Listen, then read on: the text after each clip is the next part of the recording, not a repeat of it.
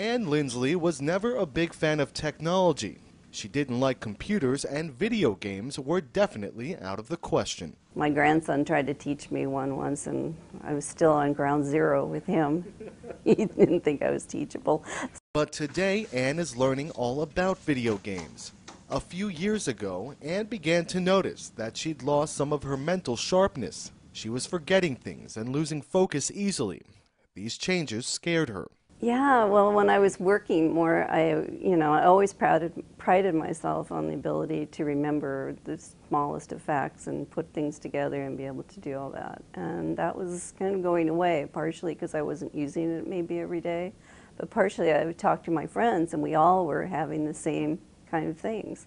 According to Adam Ghazali, a professor of neuroscience at UCSF, Ann and her friends were experiencing symptoms commonly associated with an aging brain. So we're still teasing apart what actually is going on to cause it, but we know that it seems to be a breakdown in how the front part of our brain, the prefrontal cortex, which is sort of the command center in charge of cognitive control in a lot of ways, that its ability to communicate with the rest of the brain seems to be less efficient.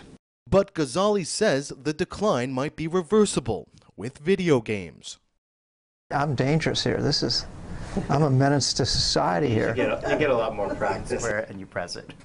Inspired by studies describing cognitive improvements in children who've been exposed to immersive video games, he developed a driving game designed to stimulate the brain's ability to multitask. The player needs to keep the car in the middle of the road while simultaneously clicking when certain signs appear. Ghazali says that as older volunteers played the game, their mental dexterity improved a lot. While they played the game in lab before and after, we recorded their brain activity with EEG, which looks at electrical activity in the brain.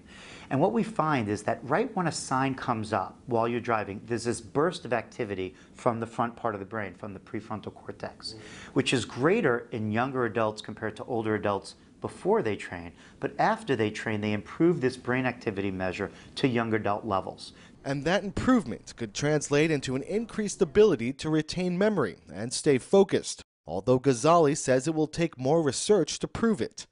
For Ann Lindsley, that research can't come soon enough, even though she says she still doesn't like computers. I think technology has it's a double-edged sword, obviously, but if it can be for good and it can help us.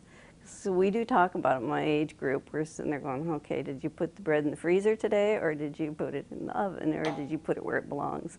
And that's something that's, hopefully it can help us, and we're going to demand it, actually. It's not just a hope, it's a demand. Something's got to come that helps us. Adam Ghazali and his team plan to do just that. They are in the process of preparing broader studies aimed at designing new games for baby boomers like Ann. He says that keeping a sharp mind when you're old may be as simple as playing a game.